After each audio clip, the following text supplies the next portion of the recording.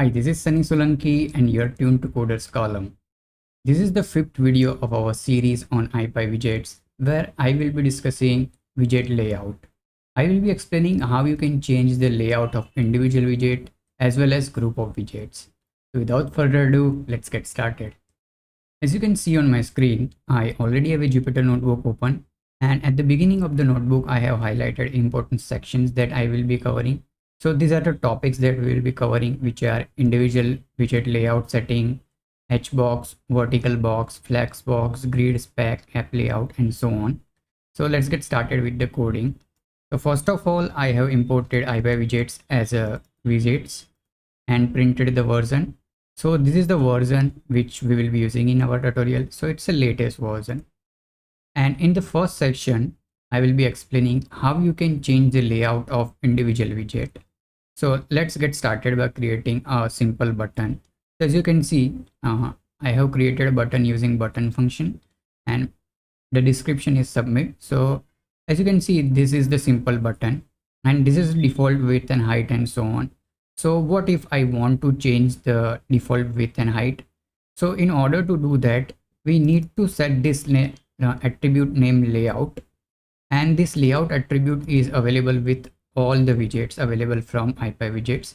So you can set layout of any widget, though I am setting it over here for button widget.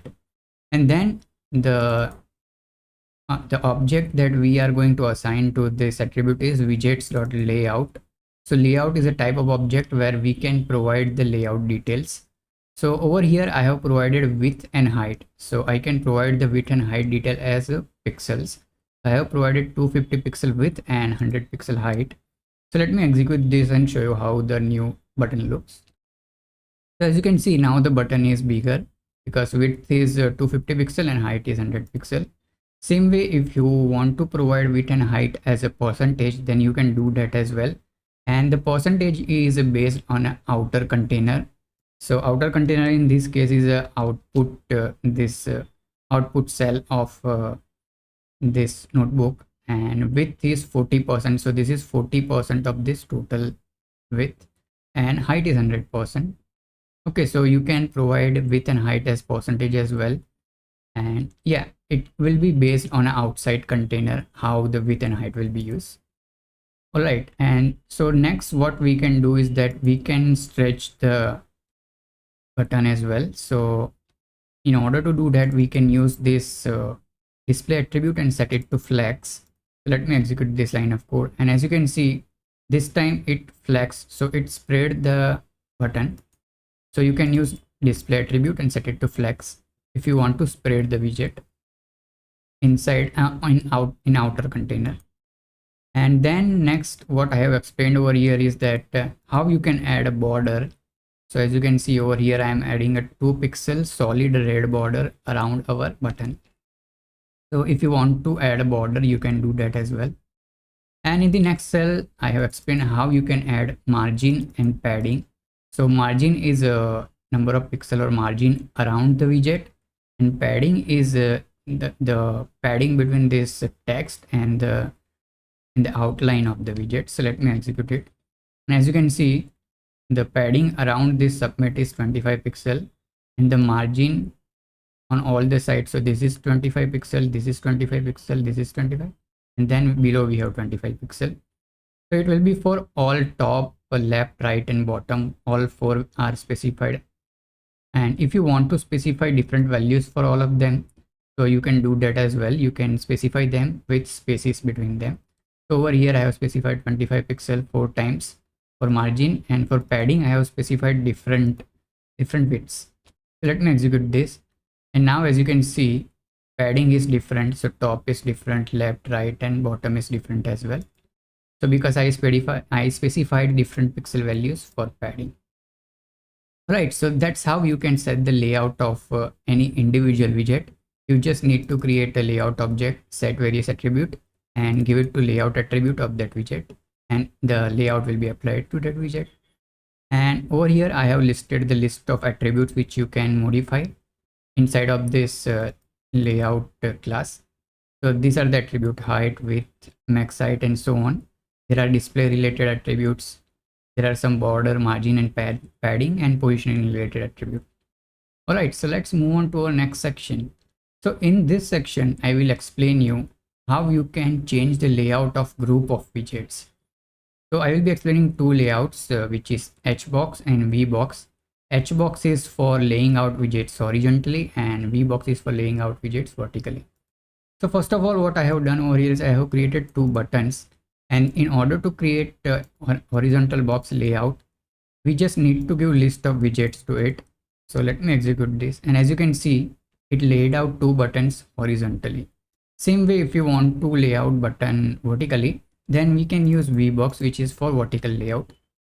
And as you can see, now the buttons are laid out vertically, and you can combine horizontal layout and vertical layout, HBox and VBox as well.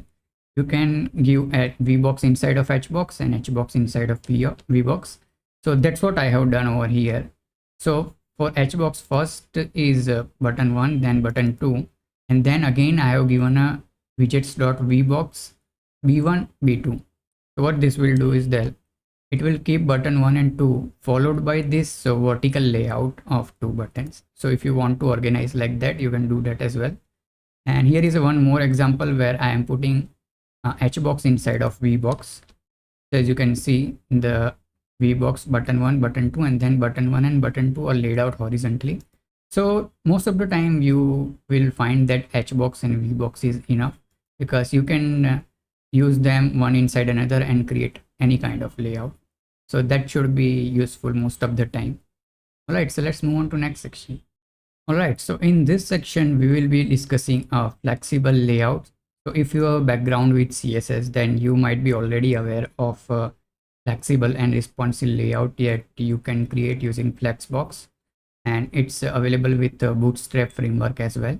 So if you want to create that kind of flexible layout with ipywidgets, then you can do that as well.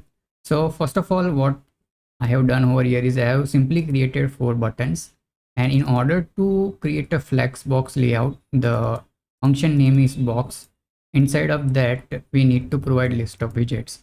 So if I provide widgets simply without any attribute or layout detail, then it will simply put widgets one next to each other in a row like fashion. But let's say that you want to put this widget in a column like fashion. So in order to do that, you need to set layout of this box. So inside of that box, first you need to provide the widgets, list of widgets. Then you can set the layout attribute, which I will set to widgets.layout attribute, widgets.layout object. And inside of that, there is attribute name flex flow. So this can be row or column. By default, it's a row. So that's why it lays out widgets in a row like fashion. But I want to organize them in a column like fashion. So I will set this attribute to column. So as you can see, now the widgets are laid out in column like fashion. So here is one more example. Now in this example, I have created 3 buttons, and as you can see, the layout of button I have specified. So buttons has a different widths, and this time I have again used box and given 3 widgets. For layout, I have set justify content center. So what this will do, it will put all these 3 buttons in the center. So let me execute this, and as you can see, it set this 3 button 1, 2, 3 in the center. So in this case, outer widget or outer container is this output cell, but this can be inside of another container as well. So in that case, it will set into center of that available space.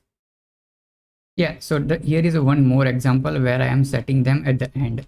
So if you want to set these 3 buttons at the end, then you can set it flex end, and you can set flex start as well, and it will put all of them at the beginning.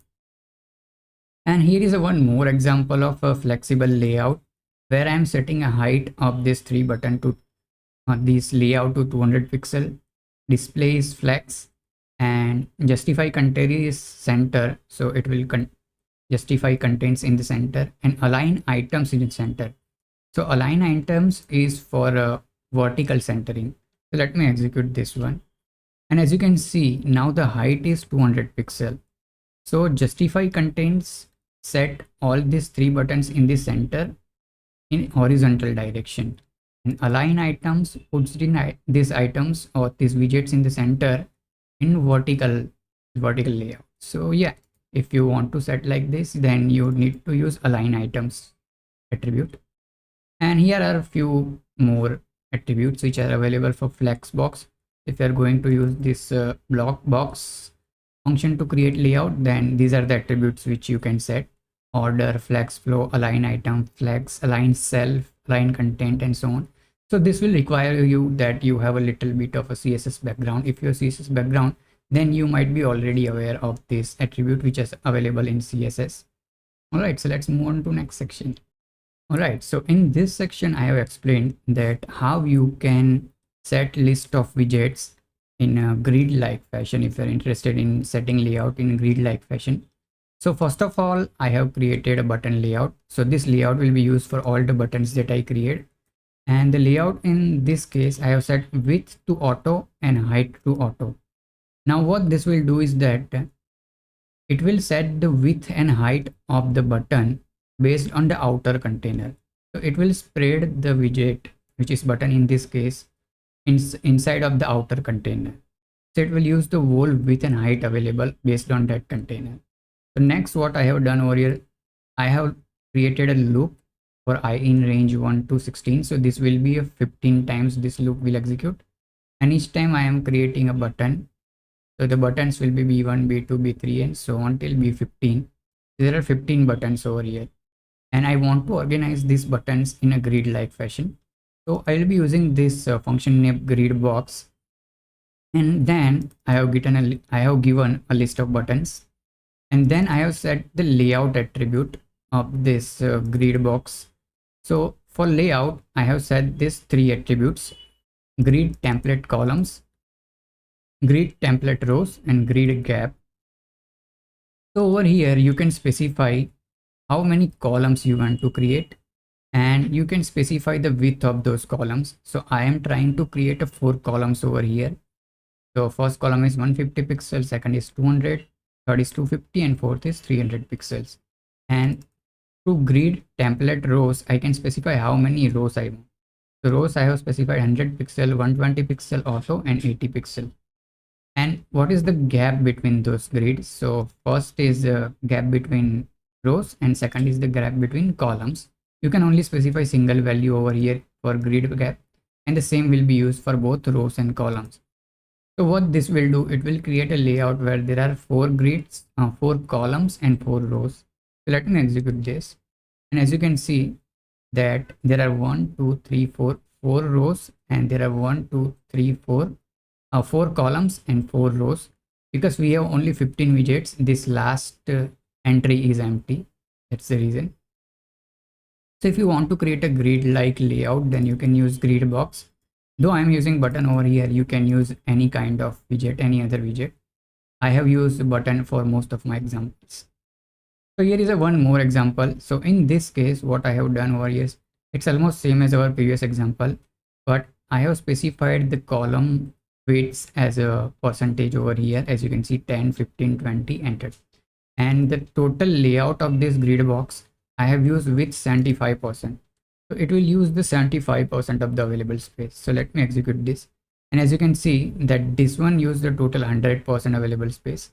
Over here, this layout is using only 75% of the available space. And in that 75%, this is 10%, this is 15, this is 20, and this is 30%. So these are the 4 columns, and these are the 4 rows. Yeah. So these are the list of attributes which you can modify for creating grid layout. So grid auto columns, grid template columns, template rows, and so on. So feel free to explore this as well. Right. So let's move on to next section. Okay. So in this section, I'm again explaining one more way of creating a grid layout. So if you have a background with Matplotlib, then you might be already aware of this GridSpec Layout. So what this GridSpec Layout does is that it creates a grid object, and we can treat this grid object like it's some kind of array, and we can use indexing on it and then assign widgets. So first of all, I have created a GridSpec Layout over here. So I want to create a grid of 3 rows and 2 columns. And over here, I am looping through for I in range 3 and then for j in range 2, and assigning grid of ij. So this will be indexing of that grid, and each time I'm creating simply new widget. So let me execute this line of code and show you the result. And as you can see, this created 3 rows and 2 columns. So if you want to use the GridSpec layout to create a grid layout, then you can do that as well. And this is quite a flexible. So let me create one more example. So over here, as you can see, I have created one more example where there are 3 rows and 3 columns. And I have set width to 50% and grid gap to 10 pixel by 5 pixel. And again, I am looping through all the rows and columns and assigning widgets. As you can see over here, grid of ij. Let me execute. And as you can see, this one created 3 by 3 layouts. So if you want to create a grid layout, then this is one more way to create a grid layout. And I find that this one is quite useful compared to the previous one, GridBox. Now there is another benefit of using this type of layout. So we assigned one widget to each grid, but let's say that I want to combine some grids. So let's say that I want to create a single button for our first row and then another button for this 2 columns or these 2 cells. So I can do that as well. So that's what I have explained over here. So over here, I have again created one more grid where I have 4 rows and 4 columns. And then I have created a widget button and given description at top and assigned it to 0th row. So as you can see, the first row will be one button only. Then I have created one more button and given it name left, and keep an eye that for all this button, the widgets.layout width is set to auto and height is set to auto as well. So it will spread into total available container width and height. And over here, so this one for all the rows from first to end and the 0th column. So this will be the left button. Same way I have created a right button over here. So the right button goes from 1 to 3 and the last column. And there is a one more bottom. So the third row and first column to last column. And then there are 2 centers as well. So 2 centers starts from first row to third row and first column, and this is second column. So let me execute this and show you the result. And as you can see, so this is the top button, which is this one, first row, and this is the left, which is this one. So first row to end and 0th column. So this is 0 column. And then there is a center one, which is 1 to 3. This 1 to 3, these 2 rows and this second column. Same, this is the third column. Then there is a right, which starts from 1 to 3. So these 2 rows and last column. And then there is a bottom, which is the last row and first column to end. Yeah, so if you want to create any kind of a complicated layout by combining various cells of the grid, then I would suggest that you work with a GridSpec layout. Alright, so let's move on to the next section. So in this section, I have introduced one more type of layout, which is quite famous, and that's a app layout. So it kind of create an app like layout. So first of all, I have created a few buttons. So the first button is header. Another is left, right, center, and footer. So 1, 2, 3, 4, 5 buttons I have created. And the layout of all of them is set with widget width auto and height auto. And in order to create an app layout, there is a function named app layout available from widgets. And inside of that function, you can set header. So header will be at the top, left sidebar will be on left side, then center, right sidebar, and footer. So let me execute this one and show you how it looks. So as you can see, this is the header button. This is the left button, right, center, and footer. So this is a kind of app like layout. You find any kind of web app or a desktop app. Now, if you want to specify width as well, so over here it's using 100% available width, but you can specify width as well, and it will use 75% of the available width. And if you don't want to provide, let's say, some particular part, so over here I am not providing center one. So what this will do, it will expand other available layout parts. So it over here it expanded left and right, so it took the space of the center. But if you want to prevent that and you don't want left and right to extend, then you can set this merge to false. Let me execute this, and now as you can see, the center part is empty. There is no widget over there. So you can do that as well. Yeah, so that's app layout. So if you're interested in creating app like layout, then you can use app layout. Alright, so let's move on to seventh and last section. So this is a simple 2x2 layout. So you can create this layout using grid layout, which we explained earlier, but this one is a shortcut. So over here I have created 4 buttons: top left, top right, bottom left, and bottom right.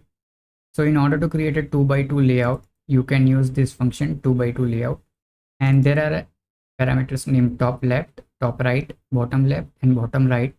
So to all of these parameters I have assigned 4 buttons. Let me execute this, and as you can see, this layout takes whole 100% space like our previous app layout. So if you want to specify width, you can specify over here, and same way, if you don't provide some part, the other part will be extended. You can see top left is extended because I did not provide bottom left over there. And if you don't want to merge it like that, you don't want top left to extend, then you can set merge parameter to false. Alright, so we are done with our today's tutorial. So in today's tutorial, I explain you how you can change the layout of individual widget as well as a group of widgets. So if you have any doubts or any questions, then please feel free to let me know in the comment section. If you liked our video, then give it a thumbs up, subscribe to our channel, and see you next time.